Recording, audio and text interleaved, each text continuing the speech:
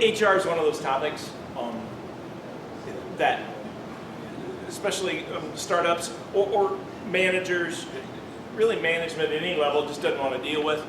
I was once introduced, here's Hunter Lott, he's going to talk human remains. One guy said, here's Hunter Lott, he's going to talk sales prevention, and everybody in the group knew it was HR. We were talking a little bit about, the people, and I've had a lot of business owners, this would be great without the people. And it's an old line, but you'll be surprised as you get into this, whether you're managing 5 people, getting started, 10 people, 60 people or more, how much time it takes just in dealing with the people. People are different. They come to work with different backgrounds, different expectations of work. We've got 4 generations now at work, coming on 5. That's pretty much the first time we've had that since the old agriculture economy. You got to remember, when I started out, it was mandatory retirement was 65. And so my first job was an underwriter at a big insurance company. And the guy next to me had been there 28 years. Nice guy. And I said, Harold, what's the secret to success? And he said, hide. Hide? I said, yeah, don't get at the top or the bottom of any list. He said, a couple of years from now, I'm going to retire. This is a region of about 400 employees, and most of the management will have no idea who I am. That's the secret to success. And I remember thinking, I'm not good at hiding. I'm not going to be here long. And I got promoted a couple of times into management, then left to do some sales, and then kind of fell into what became an HR kind of career, helping managers really be the best they can be in terms of managing people. So we'll take some time. I'll kind of talk what's at stake. Everybody got kind of a risk versus reward. I'm going to have you go through that just briefly and just kind of check off in your head or on paper, safe versus risky. HR is so hard if you're linear because we live in the gray area. We love the gray area. That's the fun part for HR. Most decision makers, give it to me straight, what's the right answer? I said, no, it doesn't work that way. This is kind of like driving down the interstate. You see the speed limit sign, it says 65. Some people drive 40, some people drive 80, and that's fine. My job in HR is to help the decision maker. Tell him or her where the 65 is. Here's the risk versus reward. You make the call. A lot of HR people are into compliance. Oh, you got to do this. You got to always drive 65. Well, it's not going to happen. It's just not real. But I want to know what's at stake. Some of the crazy lawsuits, and we can certainly talk about that, but it doesn't come down to legal. I went back to school and got a master's degree in employment law. And during the administrative law class, a professor threw up this slide. It showed 100,000 people in Washington, D.C. Codifying the law, putting it all together, trying to make sense of the laws that are passed. 100,000 people, full-time job, every day. And I said to the professor, why are we then in HR so crazed with compliance? You can't do that, you can't do that, you can't do that. There's no way we can keep up, much less a small growing business owner. And we had a discussion. Ultimately, it came down to, well, we should just try. Good news, it's not that hard to separate ourselves. This is not so much complicated as it is hard work. And the legal stuff, you just look at some of these cases, and you realize it's not about the rules and regulations. It's more about better business decision making. This was actually here in Dallas. It was Bring Your Child to Work Day. What could go wrong? Mom brought 15-year-old daughter. CEO hits on 15-year-old. Mom complains, CEO fires mom. Wow. Headline, jury awards $499,000 for same-sex harassment. This company was great. I bet you never figured how much lost productivity there was in urination. What? That's right. All the people that take breaks, ever calculated how much time that takes? This company says, okay, that's it. You're going to have to clock out to pee. If you want to take a break, you got to clock out. Now, any of us in HR would have been going, wait a minute, this isn't going to play well on TMZ. This isn't going to play well on 60 Minutes. Plus, there's all kinds of legal problems here. You really want to, yes, they've got to decide their bladder or their paycheck. So, of course, the first day, probably, one guy complained, Department of Labor got a hold of it and said this is violating all kinds of regulations. Let's go to court. They go to court, the judge just yells at them.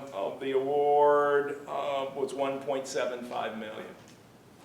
I doubt they saved that much money. They're going to appeal it again. I mean, you just look at these and you go, oh my gosh. Well, this is not so much legal as it is decision making. So we'll talk various issues.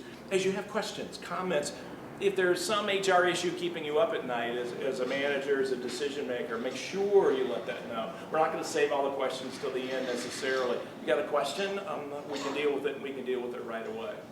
But we'll use as kind of a framework these 6 questions.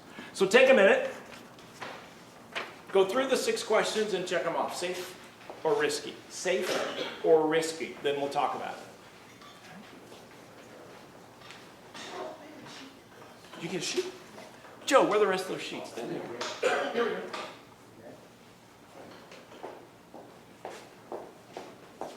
Oh, up there.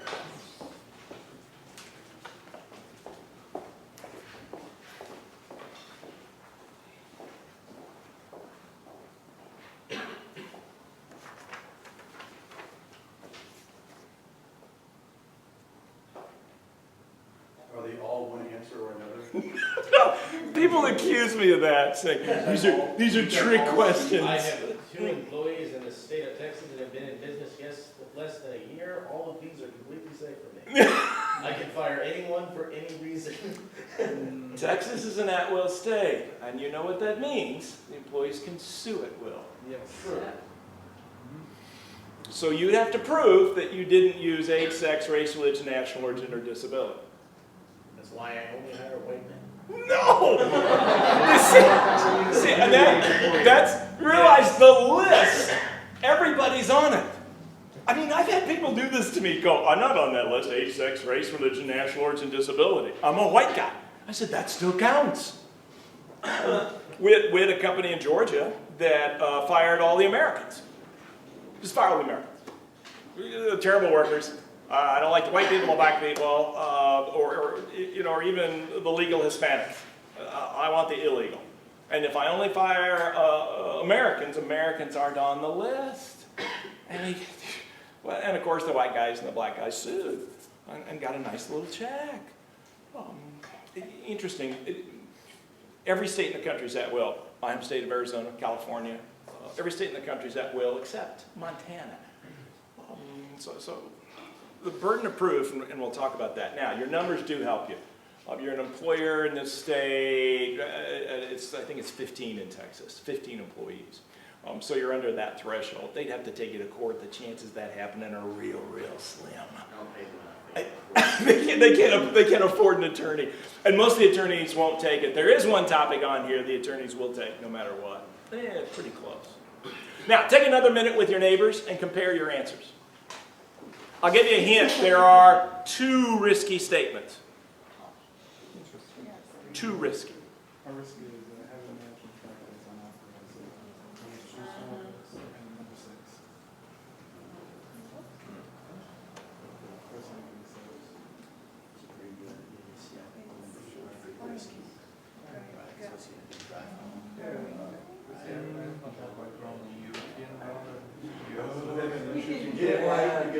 They play the game differently. Yes. How many times it's happened? My perspective is that all of them are safe. So, No.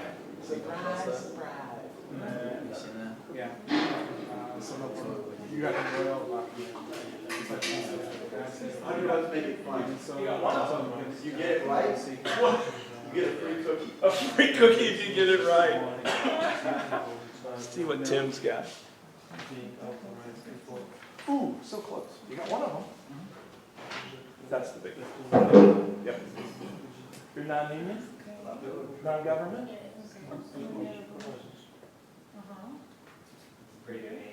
How many employees do you have? We have 8, we're trying to take on 100 within a year. Oh my gosh. Okay. Yeah, we'll talk about that. How many employees he has? He's got 8 going on 100. You know, crazy. Yeah, yeah. Then they will convert them. Yeah. A lot of merger acquisition, buying, those kind of things. That all of a sudden you go from here to here. 15 is kind of the threshold at the federal government, EEOC, 15 to 20. They're the people that monitor the legal side. Then 50, healthcare kicks in, the ACA, family medical leave, that all kind of blows up. So that's a threshold where you need full-time HR just watching this stuff so you can focus on growing your business. And then 150, you can Google Rule 150. Military, civilizations, communities. After about 150, people don't work well together. They need strong leadership. Up to 150, you might be able. Will they be working across the country? Yeah, Yeah, spread all remotely. out, which Yeah. which makes, there's some challenges there then in terms of accountability and making sure everybody's on the same page in results, but less of this interaction. All right, let's talk about these. Number 1, firing bad employees regardless of age, sex, race, religion, national origin, disability. How many said safe? It is safe. Watch out for what's called an implied contract. So if I let Joe come in late every day for a year and a half, I've established an implied contract that him coming in late is okay. A lot of people say, well, don't put anything in writing, don't have a handbook, don't do any of that stuff because you can't be held accountable. Well, the attorneys will tell us, no, you can be accountable based on the commitments you make, whatever you tell your employees, and certainly your past practice. Now, I can break the past practice. Joe, you got to start to work on time. And Joe says, this is a deal I made with your dad. I realize that, but Dad's gone. Tell you what, we'll give you the rest of the month of April. Take a couple weeks, get your personal life together, whatever it is. But as of May 1st, we're going to hold you accountable to the same tardiness standard as anybody else. So as you kind of evolve, you go from 8 to 100, or you go remote, or whatever it is, you can make the changes you need to make. Communicate the expectations, then hold them accountable. People get weird around the list. Already came up. Age, sex, race, religion, national origin, disability. Texas is an at-will state. Got the right to fire at will. They have the right to sue at will. The burden of proof's on us. Prove you didn't use the list to make a hiring or firing decision. This is why HR will be just drilling down on documentation, documentation, documentation. Texas Workforce Commission, the federal government, Equal Employment Opportunity Commission, the states, burden of proof's on us. Document. Did you give him or her a reasonable chance to save their job, and can you prove it? EEOC last year dropped 65% of everything that came in. All the crazy discrimination claims, they looked at it, dropped it, dropped it, dropped it. They're looking for the crazies. One store, maternity store. They sell maternity clothes. Woman came in obviously pregnant and they said, we're not going to hire you because you're pregnant. You sell maternity clothes. Yeah, we don't want pregnant women. You ever been around a pregnant woman? They're crazy people. After you stabilize, then we'll hire you. She got them for about $375,000. Rightfully so. That's what the states, EEOC, that's kind of what they're looking for, are the crazies. They tend to get a lot of publicity, the headlines. Like I said, 65% of everything that went to the federal government just got dropped. EEOC last year took less than 200 cases to court. They're looking for the crazies. Not that hard. We want to sit down and have a conversation. You're not doing your job. We need to talk about you're not doing your job. And informal at first, I'm not going to go write things down. Gotcha. Not going to help. Informal conversations. And then if that works, that's great. If it doesn't work, then we have more serious. And then eventually I'm going, here's final. You got 6 weeks. There's a performance improvement plan. We'll meet every week for the 6 weeks. But as of this date, if you haven't lived up to these expectations, you've chosen to leave. Shifts the burden to the employee where it belongs. This is something we should be good at, not comfortable with. Ever been around somebody, and maybe you were there, and took a long time, finally pulled the trigger, finally said you're out. And employees came up and said, what took you so long? Other times you've been around employees who weren't pulling their weight. And finally they were gone. And you said, thank you, there's some leadership there. A players, the best people, want to be around other good people. And sometimes it's just not a good match. So the termination is something that I'm not comfortable with, but something we got to be good at. Question. Sure. So with precedent set for employees, Okay. does that apply only to the individual employee, or would, for example, Joe be able to say, no, you've always let Michael be late, I assumed that was okay? Yes, good question. What about the precedent set here? You always let Michael be, and then Joe, and then if he can be late, so can I. Consistency is overrated as a leadership tool. Consistency is easy. Everyone's treated the same. Everyone. Well, try that with your customers. I got good customers, bad customers. I treat them exactly the same. You won't last long. I will treat employees differently based on job description, length of service, based on their performance. My best people get the benefit of the doubt. You're a great employee, you want to work at home for a couple days to do this, no problem. You, I have no idea if you're doing any work or not. And I watch you every day. That's discrimination. Yes, it is. You're crummy, she's great. You can't do that. Sure I can. HR, a lot of times they'll tell you, treat everyone the same, you won't get sued, which is true. But your chances of getting sued are pretty slim. The attorneys will say, treat everyone the same. You won't get sued, which is true. But you don't get a chance with great employees to make the exception. That's a leadership issue.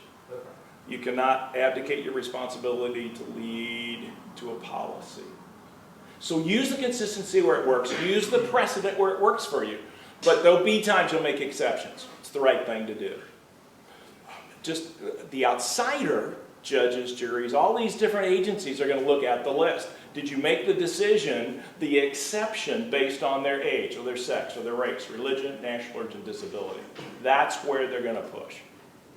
So once you cross that line, that's where the outsider gets interested.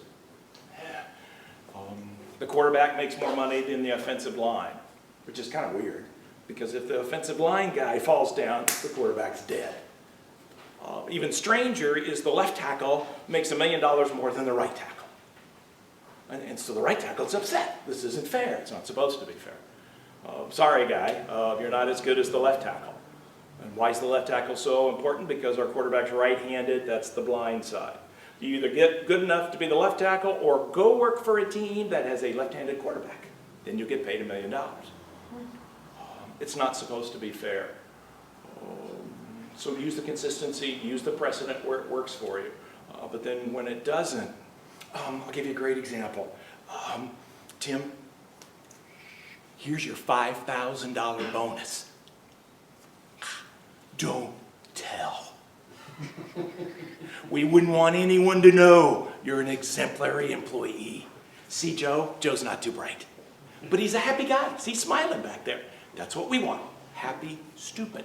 Happy, stupid. That's low maintenance, and then I don't have to deal with them. I hate people. So don't tell. Oh my gosh. First, you send a message, you don't know the difference between your great employees and your so-so. Second, it's against the law. I grew up in business. We do not discuss salaries at this place of work. That was against the law back then, but now they've started to enforce it. I have a right to my salary. I have a right to my wages. I can tell anyone, at any time. You'll find millennials put it on their Facebook page. I have owners tell stories about they sit around at lunch and swap electronic pay stubs. And they go nuts. And I said, why? Isn't Tim a great employee? Yeah. And isn't Joe crummy? Yeah. Well, then why don't you just have the conversation? No, I don't want to talk to him. Because if Joe finds out, then I have to talk to him, and I hate people. So, I love this enforcement, because this is going to force us to get better at our jobs.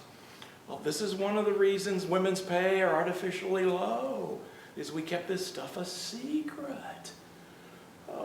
But with that out... So it's okay to pay differently? What? Yeah, You it is just have to okay. disclose it. I remember the list.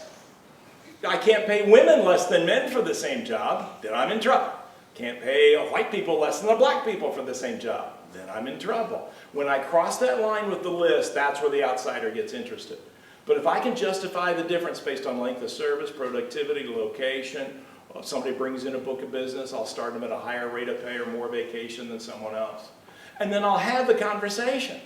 You'll come up to me and you'll say, I just found out Tim got a big bonus. And I'm not going to go in a whole lot of detail. I don't have to. I don't have to tell everybody's salary. I say, well, how does that affect you, Joe? Well, it's not fair. Oh, it's eminently fair. Joe, you're crummy. You're paid crummy. It's perfect. You know you're crummy. Well, you're on a performance improvement plan. And you're right, your pay's terrible. I don't know how you live in the crummy pay we get. Did you want to make more money? Well, yeah. Well, if you do what Tim does, performance, behavior, we'll pay you what Tim makes. But until that time, shut up and get back to work. You can't talk to people that way. Crummy people I can. I don't talk to good people that way. Interesting. Equal opportunity doesn't mean equal treatment. Catch that? Equal opportunity doesn't mean equal treatment. Be consistent where it works for you, but make exceptions for extraordinary people, extraordinary circumstances. It's when you cross over on the list, age, sex, race, religion, national origin, disability, and some areas expand the list. When you cross over on that, that's when you start to get in trouble. I have a kind of question. You sort of answered that there's certain scenarios, and there's huge, Hooters is an exception. They say their employees are models. But let's say there's a scenario wherein, for example, a salesperson, Okay. agency salesperson, where I know a woman is just guaranteed to be better.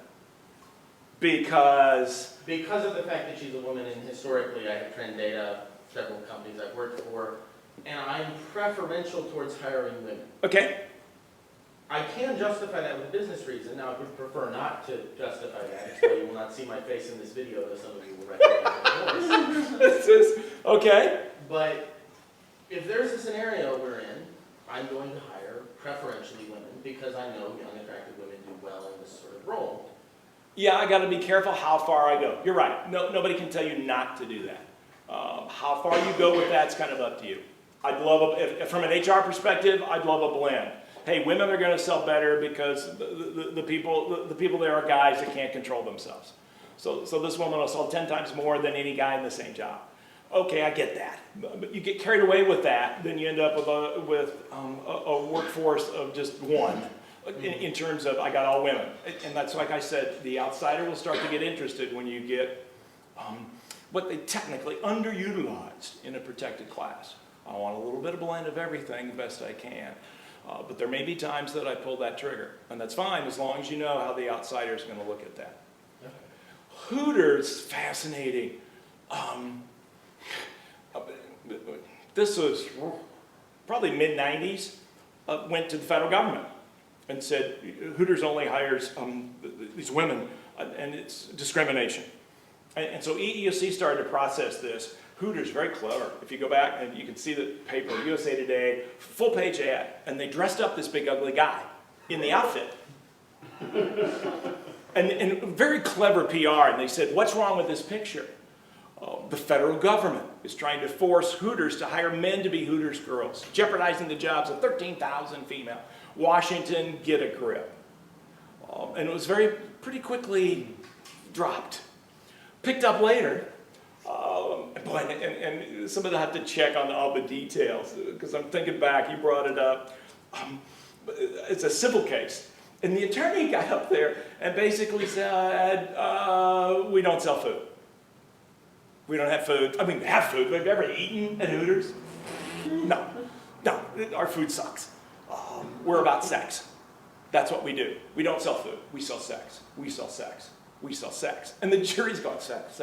Yeah, okay. And I think a place of vicarious, of sexual recreation, I think was the term the attorney came up with. Very clever. That's why you don't want to go to court. You never know what's going to happen. And they go, oh, yeah, it's not about the food, it's about the sex. Well, the only way then that they can be in business is if they have the naked women. So in essence, they sold themselves as a strip joint. It's a strip joint.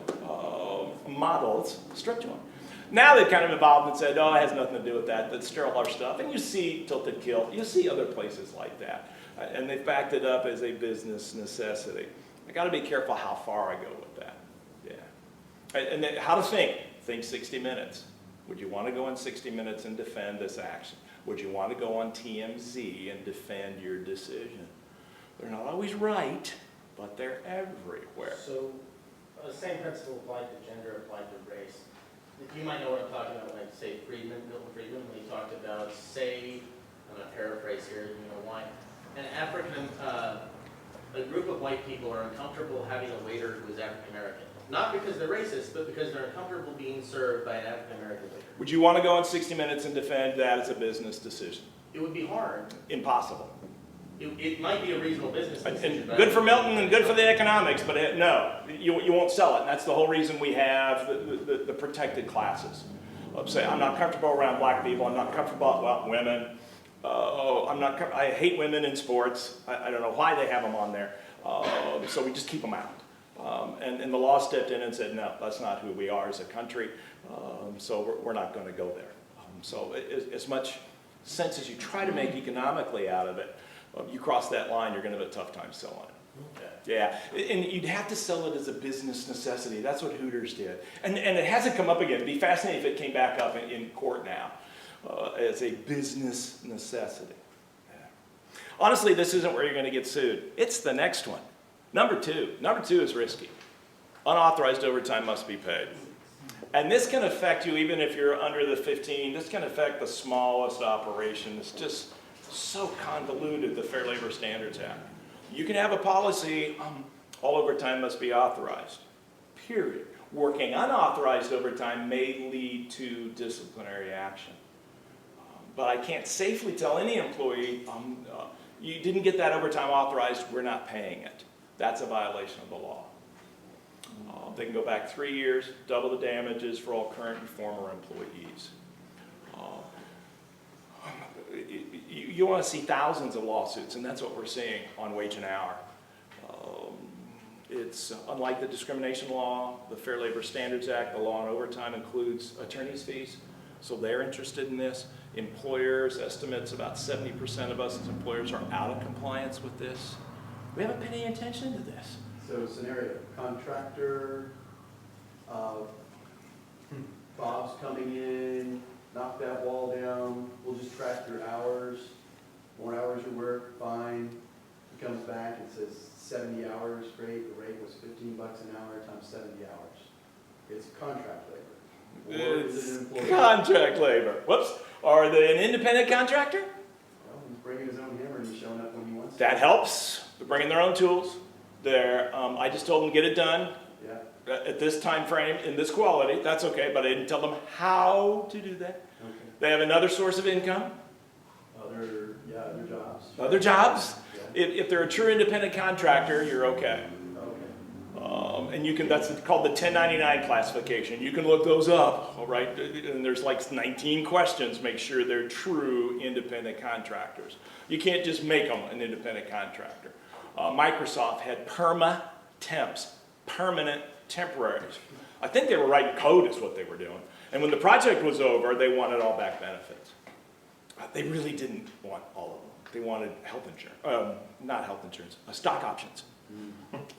And Microsoft said they're independent contractors, they're contract labor. Yeah, but you treated them just like employees and you called them temps. Microsoft tried to get out, couldn't, actually wrote them out a check to get out from under. So I'm real careful of the independent contractor status. So if you have a schedule for employees and they come early and they just keep on adding hours and nobody's watching them, what do you do? Yeah, you got an employee that's coming in on their own, coming in early, working through lunch, staying late. Yeah. Just keep adding on the hours. You pay them.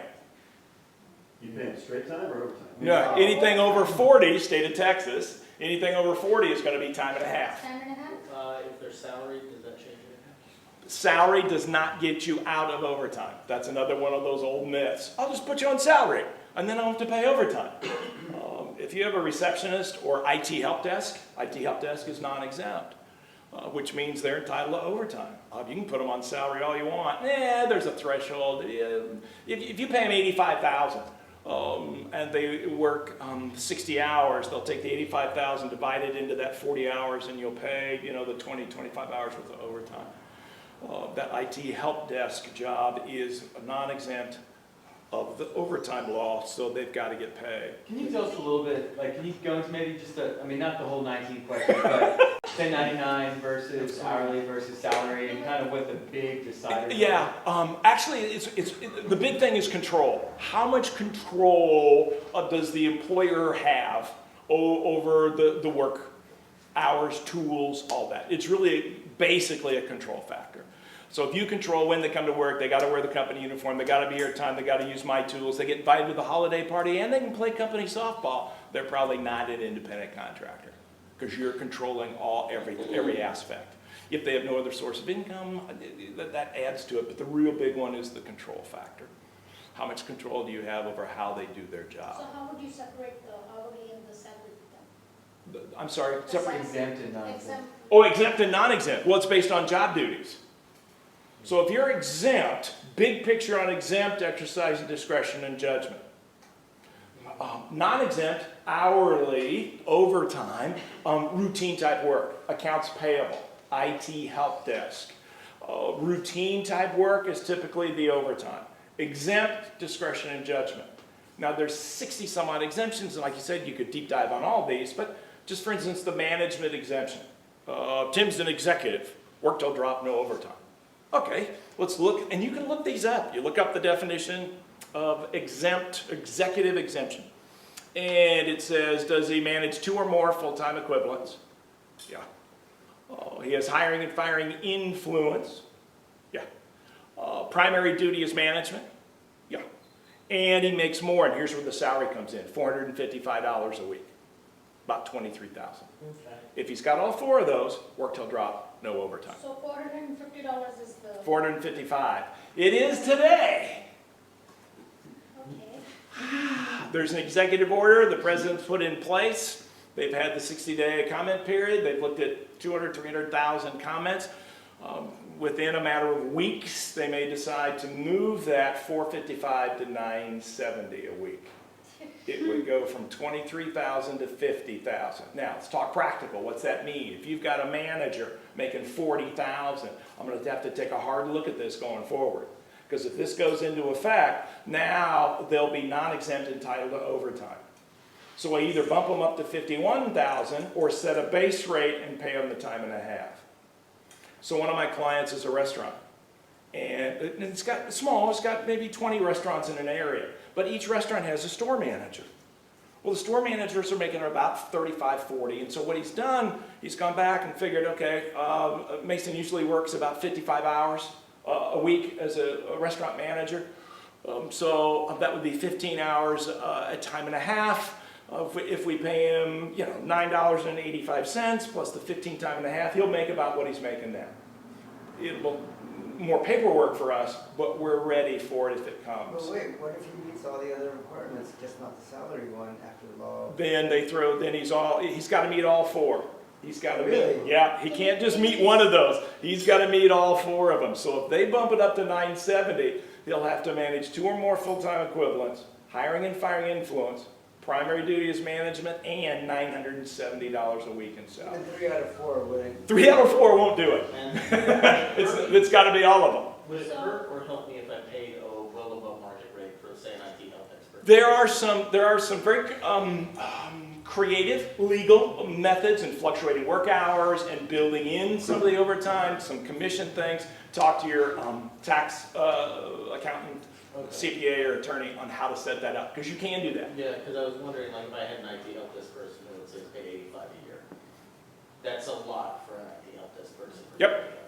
Yeah, and so then you'd look at maybe, remember, there's 60 exemptions. Maybe they're doing more than just IT help. Okay. And then you could say, well, they're administrative, or they're learned professional. There's a computer exemption.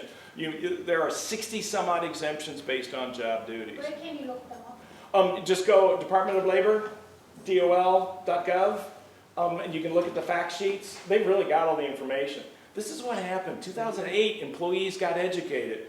They started looking at the internet. Managers were surprised. They had no idea they'd been doing it wrong.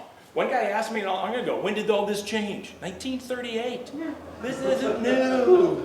But we ignored it for decades. So there's $455, 2 or more employees, hiring, firing, friends, and what else? And primary duty is management. Remember, that's just the executive exemption. There's 60 more of them based on job duties. But even those 60, once if they change the law, you still have to. They change the law, you're still going to have to meet whatever it is. Now, we don't, at this point, we don't think they're going to be changing a lot except that salary. So we'll see what happens, if that happens. And the new president could rescind it on the day they take office. This is a lot of play politics. But you're going to see a lot more on the wage and hour piece. We think it comes out next month. And when it does, you'll see all kinds of publicity and everybody screaming on both sides about the adjustment, if it happens.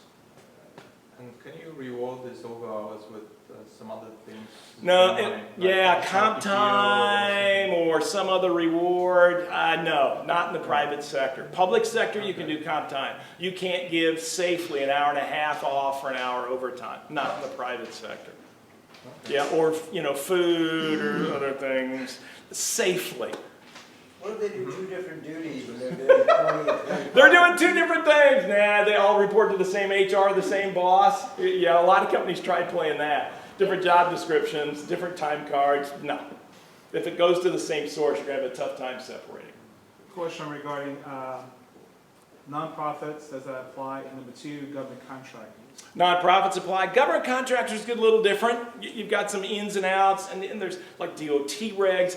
The Fair Labor Standards Act is a massive piece of legislation, and that's why as you continue to grow, you want to take a hard look. Are we in compliance as best we can? Because the stakes are high. They can go back, clear emails, for 2 hours every night, and Department of Labor will just go into your records.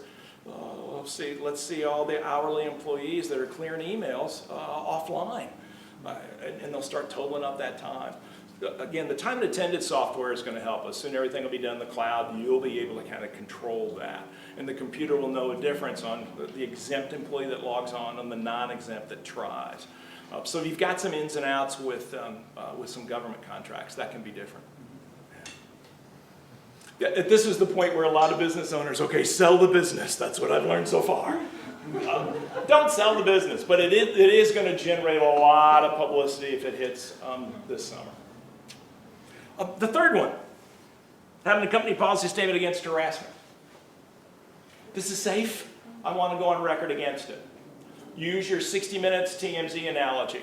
Would you want to go on 60 minutes TMZ with that comment, that story, that picture, that poster, that action?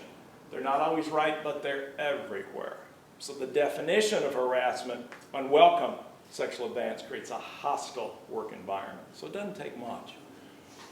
So I want to go on record against it. It's the right thing to do. There's some legal protection, affirmative defense by having a policy and a procedure against it. So what should be the policy? No harassment. You can Google sexual harassment policies are pretty, they'll define what it is. They'll give no retaliation for anybody that complains. Here's the complaint procedure. I'll report to me, the owner, or to HR if you've got it. If you're not comfortable with them, you can go to one board member. I try to keep it pretty focused on, 1, 2, or 3. I want to make it real easy to complain. I don't want to be surprised with this. I want to know. If you've got a customer or client that's harassing, sending nasty emails, inappropriate emails, pictures, whatever it is, if they're not comfortable, I want to take prompt and appropriate action. Fire it up. What about in this circuit, employee fraternization, dating, that kind of? Oh, real nice. Thanks, Joe. The dating. Careful about having policies and procedures you can't enforce. The employees will not date. Okay, fine. How do you enforce that? I validated an entire employee contract because that was in there, and there was no provision for one thing not invalidating the entire contract. Yeah, you get, on some of these that are O-line bosses love that, yeah, no fraternization. Okay, you have to enforce it. Well, how do you enforce it? Well, we go out and follow them around. Have a bed check. Well, employees can't date. Well, what if two employees fall in love and get married? One of them has to go. Well, which one? Woman, less essential employee. Oh, that's sex discrimination. Well, then fire Tim. Well, no, Tim is a sex too. Oh, yeah. You guys decide who wants to stay and who wants to leave and sue us. Which is fascinating to me because they'll get all crazed about married, but divorced couples can manage each other. That's no problem. Best friends, live in, can manage each other. It's just married people. Oh. I could have a policy on inappropriate favoritism. Somebody plays favorites and it has nothing to do with their performance or behavior, and certainly deal with that, but I'm real careful. You might have a love and lust policy. In a romantic relationship that affects our ability to run our business, your ability to do your job, may be grounds for disciplinary action. The policy should be more permissive than mandatory. Which means I'm going to have to make the call. It's a leadership issue. 1, 2, 3 warnings before you're fired. Yeah, but if Mason is smoking in the dynamite factory, then I'm going to have to give him 3 write-ups. Oh, he didn't blow us up the first time. But don't do it again. Oh, he didn't blow us up this time. Stop.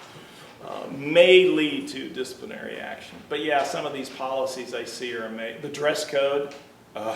Women's skirts will not be 4 inches shorter from the 4 inches from the buttocks. I called the guy up. I said, I got a problem. He goes, the attorney said my handbook's fine. I said, it's not legal. It's your dress code. The attorney says it's fine. I want you to explain how you enforce the 4 inches from the buttocks. Paint a picture for me, will you? He was great. He goes, sarcasm, right? I go, and then he started saying, I didn't know that was in there. Yeah, you look at some of the policies that maybe you've inherited for 30 years, or you just, as you started your business, you just grabbed, oh yeah, I remember, I just grabbed this one off the internet. But then, can I really enforce this? What difference does it make in terms of the job? Is this, my name's on the door, it's my company, is this what I want to do? I got to be careful how I enforce it. So it's not so much the policy itself, but the enforcement. Yeah, these no dating policies, one of my favorites. My favorites are when they say turn them in.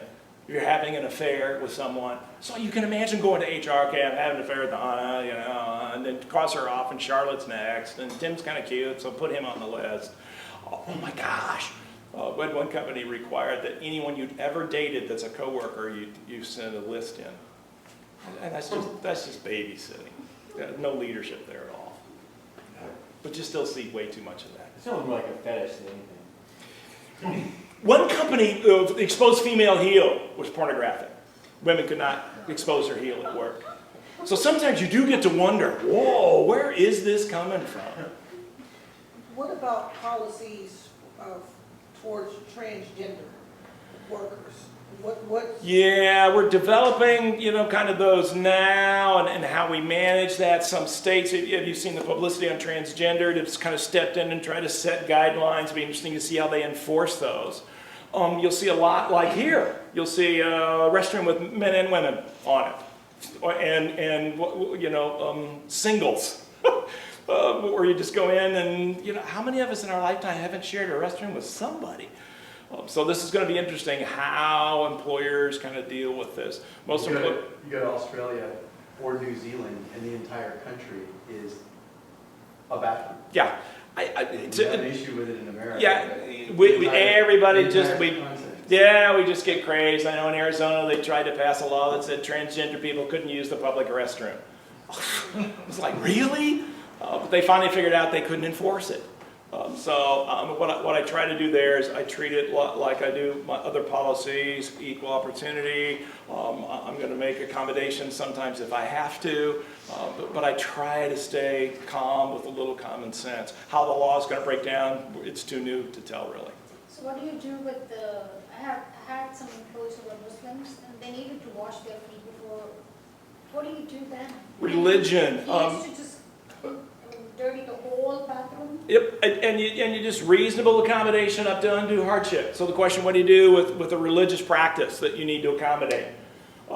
Reasonable accommodation up to undue hardship. So am I going to make the accommodation? Yes. Up to the point of undue hardship. What's undue hardship? Think 60 minutes, think TMZ. So if they're requiring me to build a $3 million prayer room, no.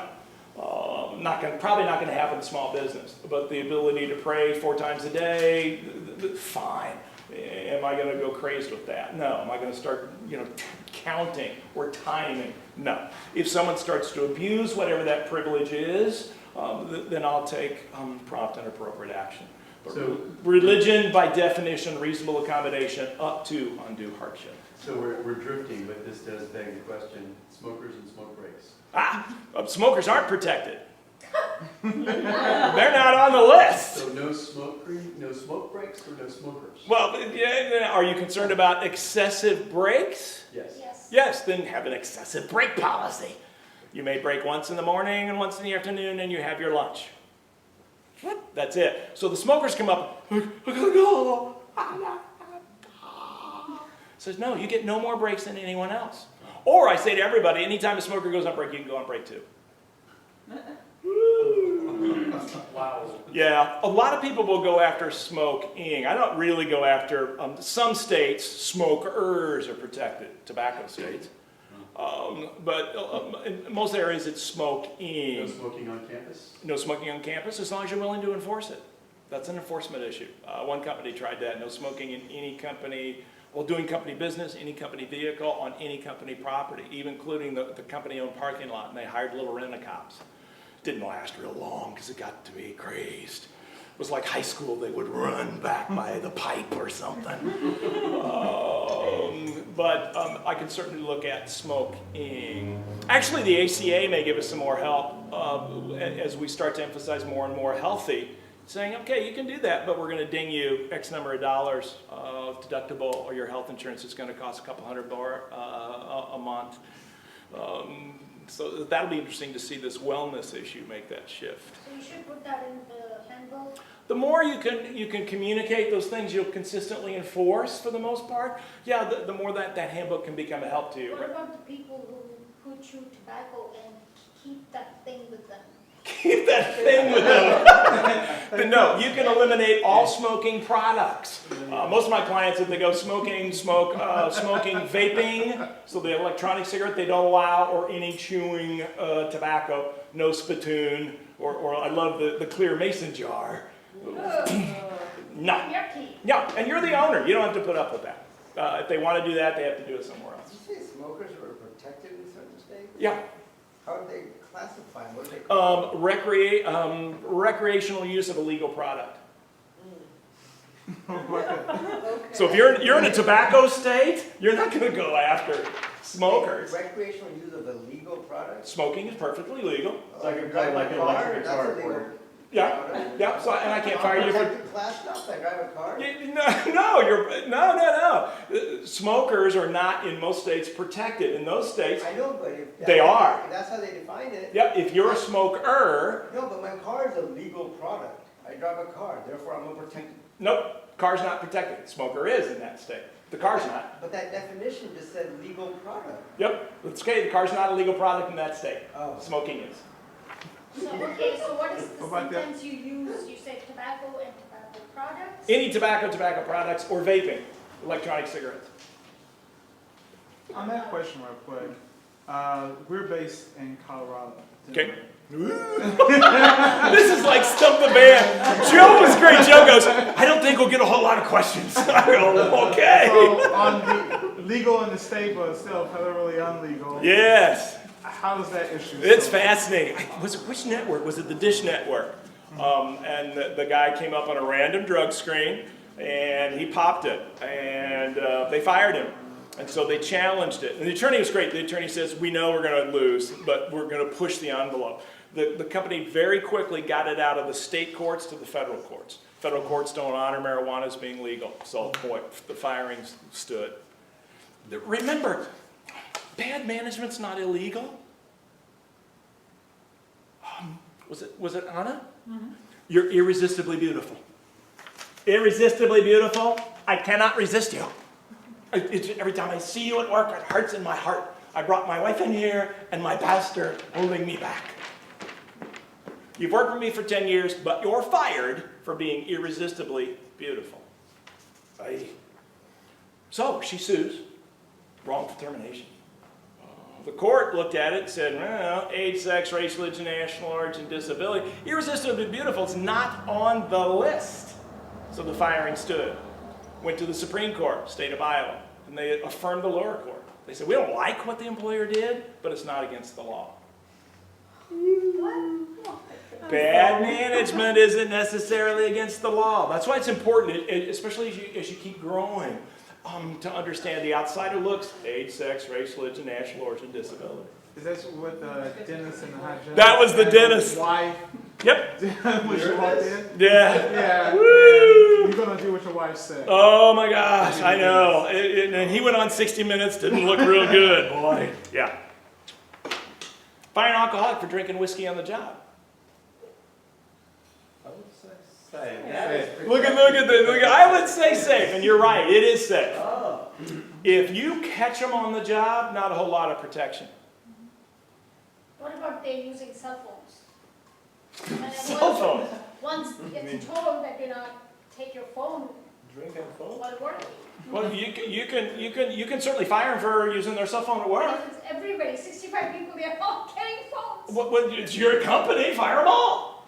Okay, then what are we gonna do? Yeah, I know. That's where you kind of go, yes, I can do that, but probably not a good idea. I know. Yeah, and that's why you're real careful. Before you start that, go, wait a minute. Will I fire my top salesperson for using his cell phone? Probably not. Well, once I start this, it's real hard to stop. So get over it. Are they doing their job? What do you care if they're on their phone as long as they're doing their job?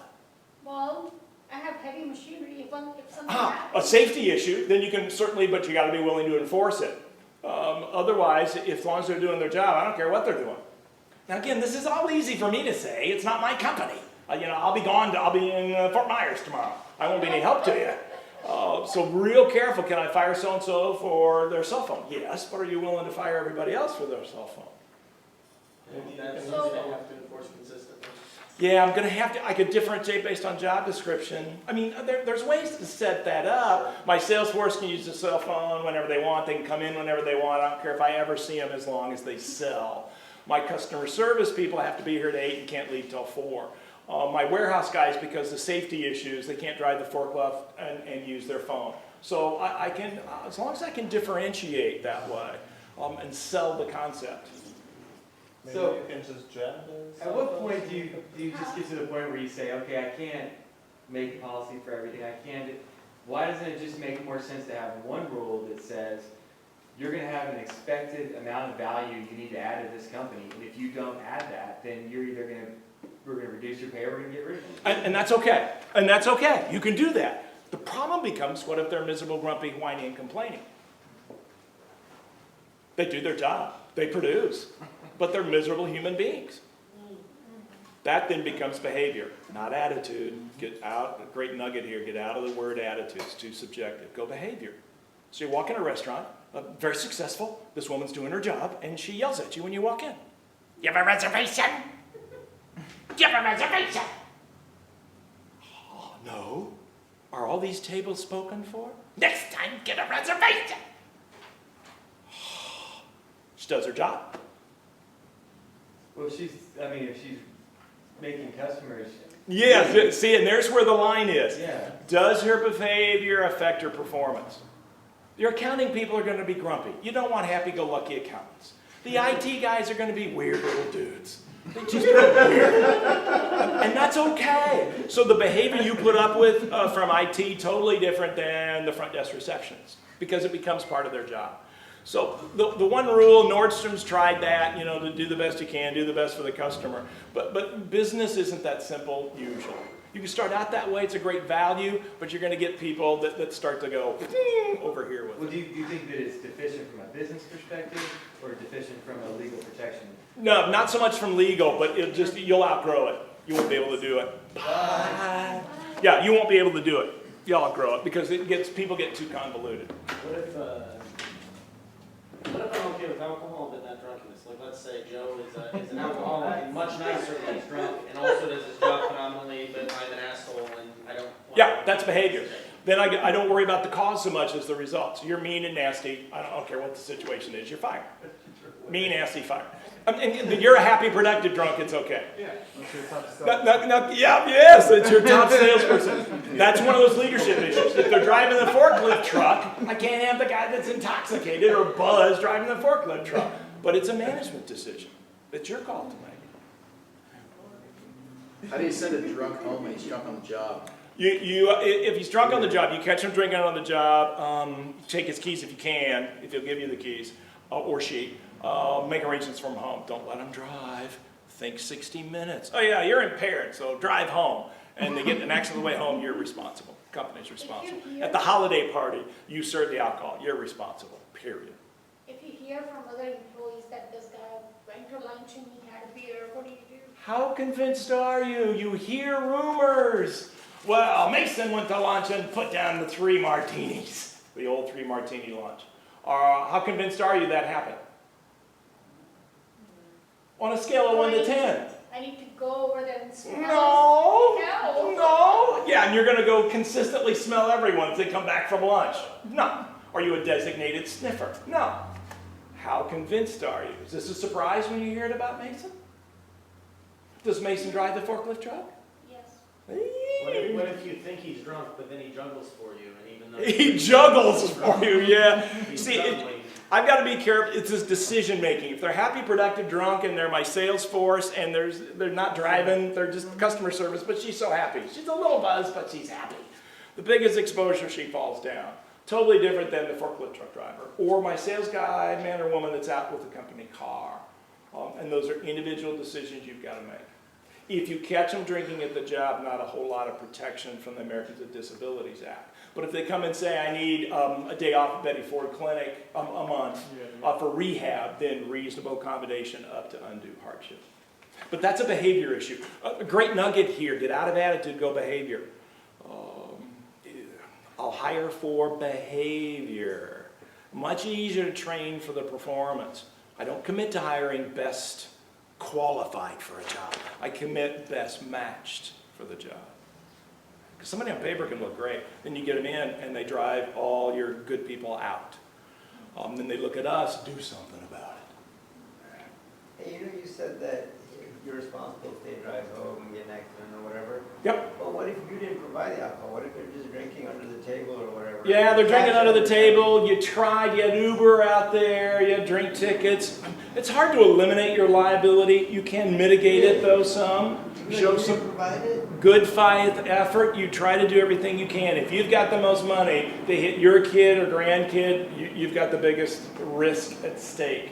So I'm real careful. That's why HR people go nuts on the alcohol. They're just like, wow, look at the exposure we've got. So are you exposed on their commute home at the end of the workday? Oh, sure.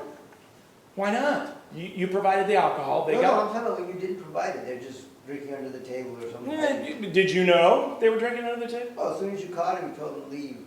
And you told him to leave and he drove home. Yeah. Then he hits the kid. Nope.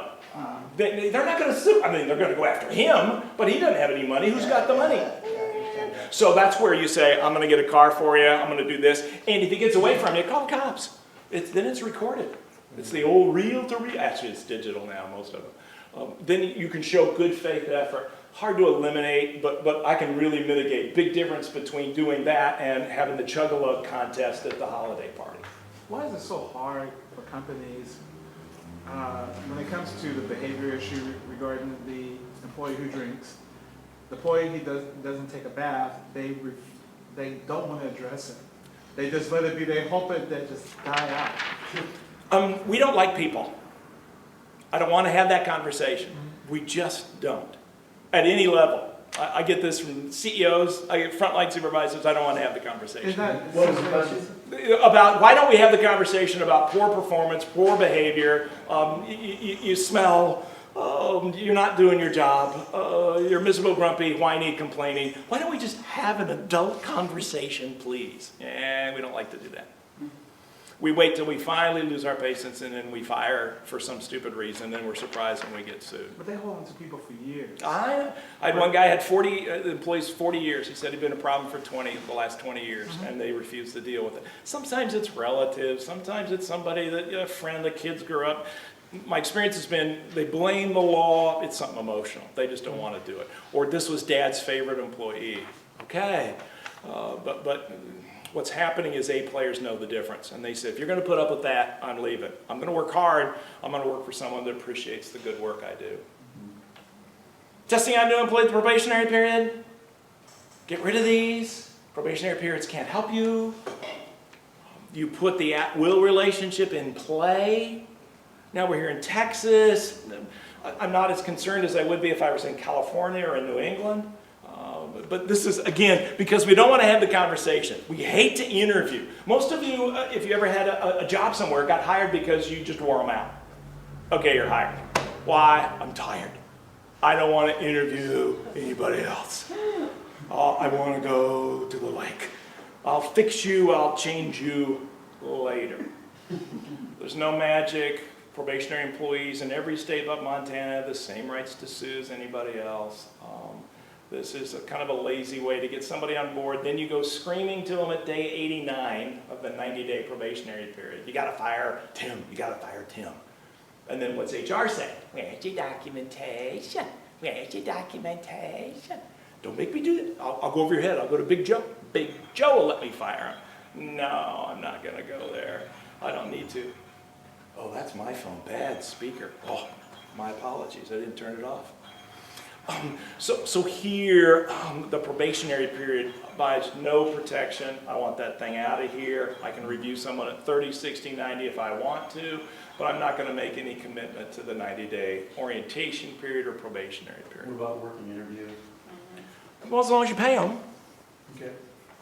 So you can do it month interview, working interview? Yep, working interview. Yeah, they've been around a long time. You just don't go, everybody thinks like Google, internship, no pay, we can work them to death and not pay them.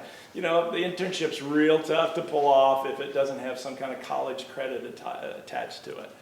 Yeah, companies are getting burned with that one, so be real careful there. I can't work people for free. If it's mine, you want to have a working interview for a day or 2 days, then I'll pay them minimum wage during that time. So can you explain a little bit more on that? Well, you can't work people for free.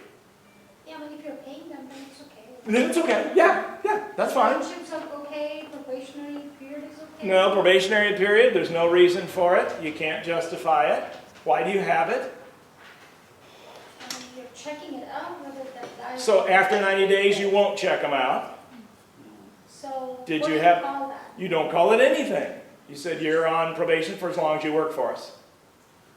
Okay. I can fire you anytime I want to. You can quit anytime you want to. So From what 1 about day to these- 40 years. So in essence, I want them on probation forever.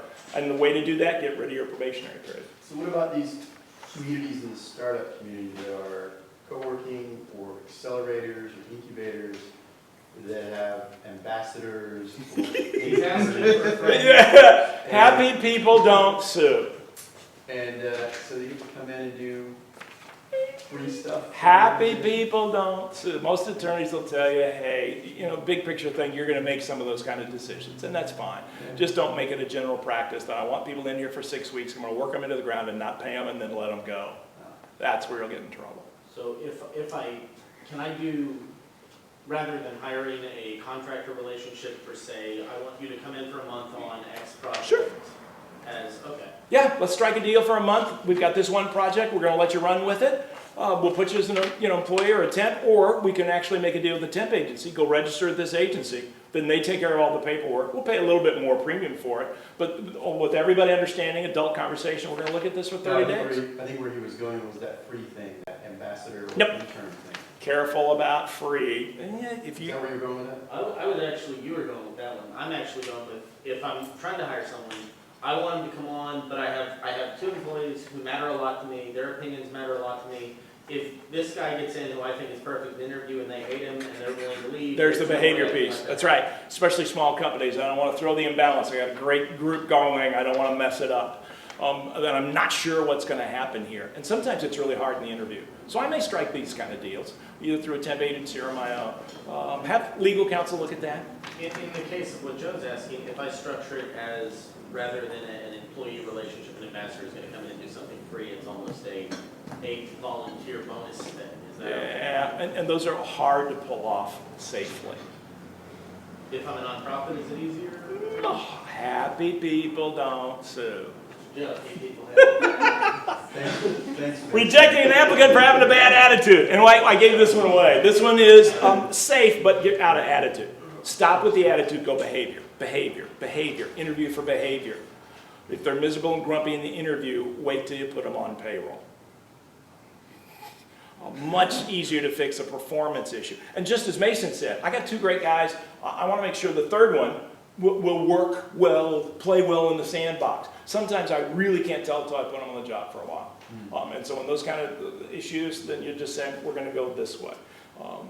One survey showed 82 CEOs who failed. Number 1 reason they failed, hiring the wrong person in the wrong position and then refusing to deal with them, as Tim said, refusing to have the conversation.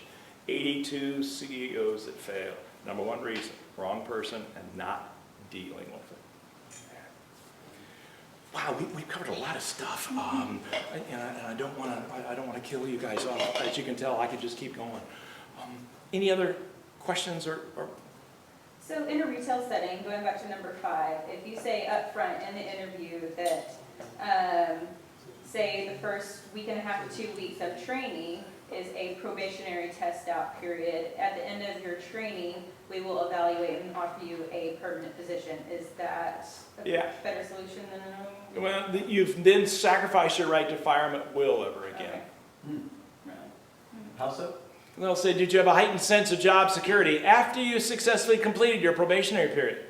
Oh yeah, so it negates the at-will relationship, in your case after 2 weeks.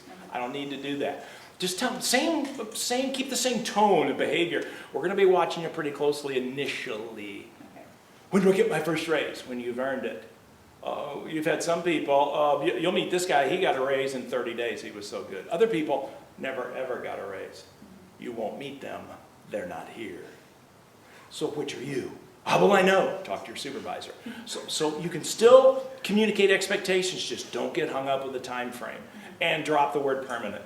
Temp to perm, temp to regular, temp to regular. Think like a crazy HR person. We think very literal. Good news, we're in Texas. You won't have that kind of pressure. Employment law typically starts East Coast, West Coast, works its way, and then gets to Texas. So it's pretty much worked out. And that's good news if you're starting it. This is a great state to start a business. A great state to start it. As crazy as some of this regulation sounds, it's a great state to start a business. Yeah, and the economic experts will say one of the best, if not the best in the country. So if you're actually hiring 1099 employees across the country remote, and you probably won't ever see them, maybe once a year or something like that, what things you should think of if you're looking at hiring this person? As you hire remotely, make sure that you have an accountability piece, that you know what a good employee looks like, the results of what your expectations are. So set that up front. I would expect to see this. Oh, this is what so that I have some way of judging, because I can't watch them every day. I don't know exactly what's going on, but I can certainly see the results. But I've got to have that set up first. If it's sales, it's pretty easy. You know, other jobs are a little tougher, but you can still quantify. This is what I mean. We hired a church leader, youth leader recently, and we set results. We thought backwards. How will we know when he's being successful? When the kids are dragging their parents to church, when other churches are calling us up and saying, we want to be part of your youth program, and just the sheer numbers. And so that's his target. How he gets there is a lot of flexibility, but that's how we'll know when we go to evaluate at the end of the year, are we anywhere close? tougher remotely because you're not there. But I want to be very clear up front. These are the performance and behavior expectations I have for each location. Hey, appreciate the time. I'll be around to answer individual questions. All right, let's call this though an end so people can go that need to. All right, thank you very much.